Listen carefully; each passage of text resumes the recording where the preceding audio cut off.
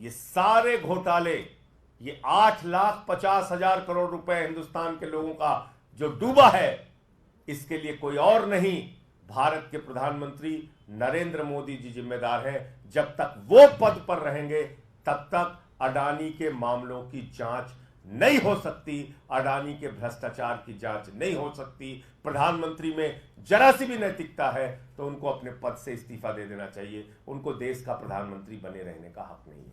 ये अडानी का घोटाला, ये अडानी का घोटाला नहीं है, ये भारत के प्रधानमंत्री नरेंद्र मोदी का घोटाला है। ये भारतीय जनता पार्टी का घोटाला है, जिसने पूरा देश अपने दोस्त के हवाले कर दिया।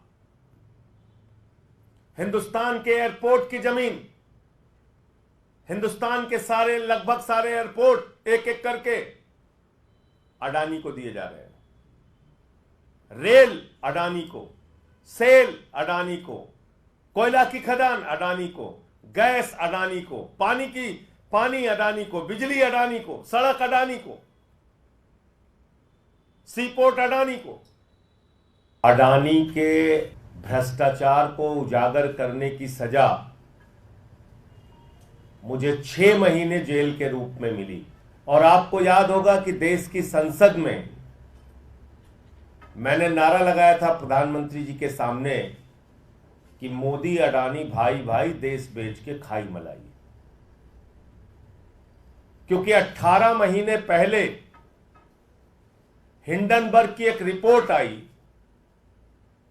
जिससे पूरा देश और पूरी दुनिया अचंभित रह गए। वो रिपोर्ट क्या कह रही थी? वो रिपोर्ट यह कह रही थी कि दुनिया के तमाम घोटालेबाजों को इकट्ठा करके, भारत से मनी लॉन्ड्रिंग करके अडानी ने हजारों करोड़ रुपए मॉरिशस में फर्जी कंपनियां बना के चैन चुंग लिंग, नासिर अली, इन लोगों के माध्यम से फर्जी कंपनियां बना के हजारों करोड़ रुपए लगाया। और उन्हीं कंपनियों के जरिए गौतम अडानी का भाई विनोद अडानी भारत में शेयर बाजार को बढ़ाने के लिए, अपने कंपनियों के शेयर को बढ़ाने के लिए, अपने कंपनियों के शेयर को ओवर वैल्यू करने के लिए, यानी वास्तविक वैल्यू शेयर की उतनी नहीं है, उसमें फर्जी कंपनियां बना के विदेशों से पैसा लगाया गया और शेयर का दाम बढ़ाया गया। वास्तविक दाम शेयर का उतना नहीं है, लेकिन बाहर से फर्जी कंपनियां बना के विनोद अडानी के माध्यम से हजारों करोड़ रुपए हिंदुस्तान में अडानी की कंपनी में लगाया गया, उसके शेयर का दाम बढ़ाया गया। और जब हिंदुस्तान के छोटे निवेशक, आम आदमी, मिडिल क्लास के लोग उस शेयर को बढ़े दामों पे खरीदते हैं तो कुछ दिन बाद वो शेयर की वैल्यू जब घटती है तो उनका पैसा डूब जाता है। और याद रखिएगा, न्यू पेंशन स्कीम, देश के लाखों कर्मचारियों की पेंशन, एनपीएस, उसका पैसा भी शेयर मार्केट में लगता है। एलआईसी का पैसा भी शेयर मार्केट में लगता है। और अगर वहां ये घपला और घोटाला हो रहा है तो अडानी का पैसा नहीं डूब रहा है, इस देश के आम आदमी का पैसा डूब रहा है। ये सरल भाषा में हमें समझना चाहिए। ये अडानी का पैसा नहीं डूब रहा है, उसने तो भ्रष्टाचार कर रखा है। ये देश के लाखों करोड़ों लोगों का गाढ़ी कमाई का पैसा जो शेयर बाजार में वो लोग लगाते हैं, वो पैसा डूब रहा है। और कितना डूबा आप कल्पना कर सकते हैं? अगर मैं इस प्रेस कॉन्फ्रेंस में कहूं तो जीरो लगाते लगाते आप थक जाएंगे। जब हिंडनबर्ग की रिपोर्ट का खुलासा हुआ तो 8,50,000 करोड़ रुपए हिंदुस्तान के लोगों के डूब गए शेयर मार्केट में। 8,50,000 करोड़ रुपए। मैंने तब मांग की थी बहुत जोर शोर से कि जेपीसी बनाओ, जेपीसी बनाओ, पूरे मामले की जांच कराओ, सच्चाई तक जाओ। इस देश के लोगों का पैसा डूब रहा है।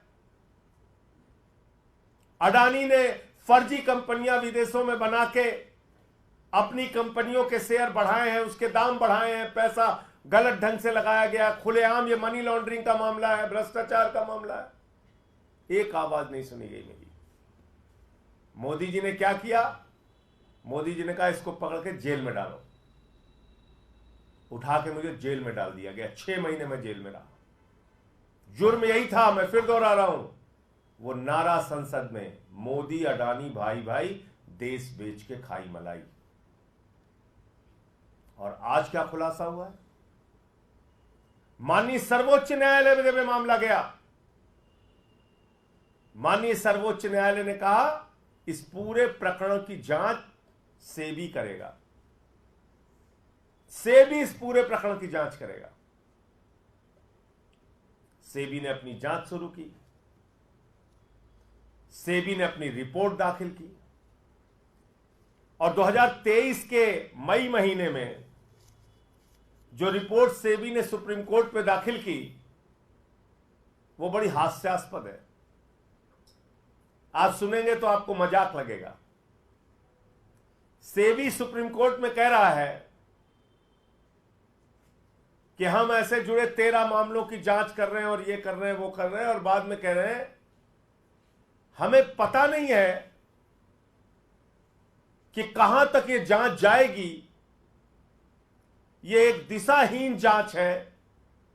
हुजूर कुछ गड़बड़ी तो हुई है, लेकिन हम बता नहीं सकते गड़बड़ी किसने की है। क्या करिए सीबी सुप्रीम कोर्ट में, हुजूर कुछ गड़बड़ी तो हुई है, किसने गड़बड़ी की है, क्या गड़बड़ी की है, यह हम बता नहीं सकते, और यह जांच दिशाहीन है, अंतहीन है, किस ओर जाएगी, कब तक चलेगी, यह हमें पता नहीं। तो क्यों बोला सेबी ने? सेबी अध्यक्ष ने क्यों बोला ये? इसका खुलासा कल हिंडनबर्ग की नई रिपोर्ट में हुआ है। और वो क्या कहती है नई रिपोर्ट? कि सेबी की अध्यक्ष माधवीपुरी बुच और उनके पति धवल बुच ने लगभग $10 मिलियन उन्हीं फर्जी कंपनियों में लगाए हैं, उन्हीं फंड्स में लगाए हैं जिसकी इनको जांच करनी थी। यानी जिस भ्रष्टाचार के मामले की जांच सेबी अध्यक्ष को करनी थी, वहीं पर इनका पैसा लगा हुआ है, वहीं पे इनका इन्वेस्टमेंट हुआ है लगभग $10 मिलियन।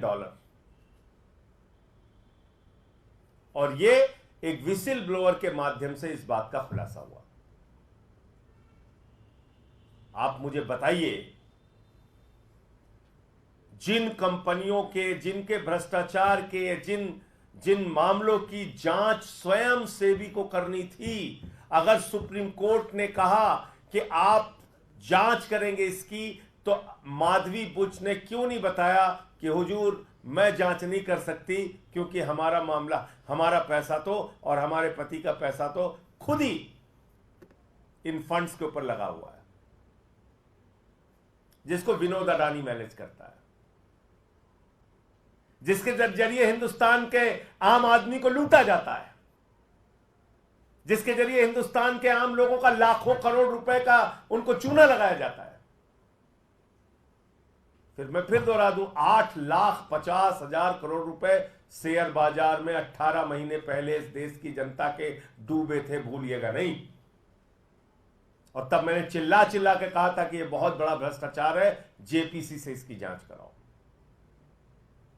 और तब मेरी एक नहीं सुनी गई, बल्कि उल्टा मोदी जी ने उठा के हमको जेल में भेज दिया। तो मैं भारत के प्रधानमंत्री से पूछना चाहता हूं, आप भ्रष्टाचार पे बड़ी बड़ी बातें करते हैं, भ्रष्टाचार को खत्म करने की गारंटी देते हैं, भ्रष्टाचारियों को जेल में भेजने की गारंटी देते हैं। और आपने एक तेलंगाना की सभा में कहा था अडानी कांग्रेस को टेम्पू में भर भर के रुपया पहुंचा रहा है। आप देश के प्रधानमंत्री होकर इतना बड़ा आरोप लगाते हैं और जैसे ही आपकी शपथ ग्रहण समारोह होती है, भारत के सेना के सर्वोच्च पद पे बैठे हुए लोग पीछे बैठते हैं, अडानी आगे बैठता है।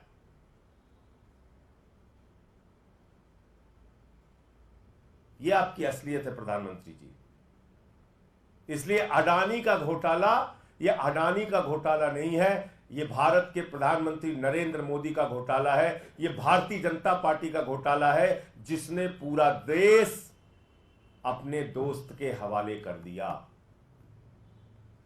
हिंदुस्तान के एयरपोर्ट की जमीन, हिंदुस्तान के लगभग सारे एयरपोर्ट एक एक करके अडानी को दिए जा रहे हैं। रेल अडानी को, सेल अडानी को, कोयला की खदान अडानी को, गैस अडानी को, पानी अडानी को, बिजली अडानी को, सड़क अडानी को, सीपोर्ट अडानी को। सब कुछ आप एक व्यक्ति के नाम नीलाम करने जा रहे हैं। और आपने प्रभु श्री राम को भी नहीं बख्शा, भगवान श्री राम की नगरी को भी आपने नहीं बख्शा। जो जमीन भारतीय सेना के लिए आरक्षित थी, 13,000 एकड़ जमीन आपने उठा के अपने दोस्त अडानी को दे दिया। अयोध्या में, प्रभु श्री राम की नगरी में। आप ना राम के हैं, ना आम के हैं, ना किसी काम के हैं प्रधानमंत्री जी। आपका एक ही मकसद है, अपने दोस्त के नाम पूरे देश को नीलाम करना। और इसलिए अब ये जो मामला सामने आया है, सेबी अध्यक्ष की सारी जांच बेबुनियाद है, निराधार है और अडानी के किसी भी मामले की जांच में दी गई, उसकी कही गई बात और रिपोर्ट का कोई मतलब नहीं है जो सुप्रीम कोर्ट में उन्होंने दाखिल किया है। माननीय सर्वोच्च न्यायालय को इसका संज्ञान लेना चाहिए, क्योंकि तथ्य छुपाए गए, सच्चाई छुपाई गई सुप्रीम कोर्ट से। सरकार ने झूठ बोला सुप्रीम कोर्ट में। अब नए खुलासे के बाद उसका संज्ञान लेना चाहिए, नंबर 1। और नंबर 2, ये सारे घोटाले, ये 8,50,000 करोड़ रुपए हिंदुस्तान के लोगों का जो डूबा है, इसके लिए कोई और नहीं, भारत के प्रधानमंत्री नरेंद्र मोदी जी जिम्मेदार हैं। जब तक वो पद पर रहेंगे, तब तक अडानी के मामलों की जांच नहीं हो सकती, अडानी के भ्रष्टाचार की जांच नहीं हो सकती। प्रधानमंत्री में जरा सी भी नैतिकता है तो उनको अपने पद से इस्तीफा दे देना चाहिए। उनको देश का प्रधानमंत्री बने रहने का हक नहीं है। प्रधानमंत्री इस्तीफा दे, जेपीसी बनाई जाए, तभी इसकी जांच हो सकती है। ज्वाइंट पार्लियामेंट्री कमेटी के माध्यम से इसकी जांच हो सकती है, जो हमारी पहले दिन से डिमांड रही है। तो नई रिपोर्ट में एक पहले तो बात आई थी, इनके एक श्रॉफ करके हैं, वो समधी है, सेबी के अधिकारी। दूसरा मामला आया, सेबी का अध्यक्ष खुद ही फंड में पैसे लगाए हुए। तो इसलिए मुझे इतनी बात कहनी थी कि ये कतई मत समझिएगा कि अडानी के घोटाले का इस देश के आम आदमी से कोई लेना देना नहीं है। इस देश के लोगों का लाखों करोड़ रुपए डूबा है और उस भ्रष्टाचार में सीधे तौर पे भारत के प्रधानमंत्री नरेंद्र मोदी और उनका एक दोस्त जिसका नाम है गौतम अडानी, वो शामिल है।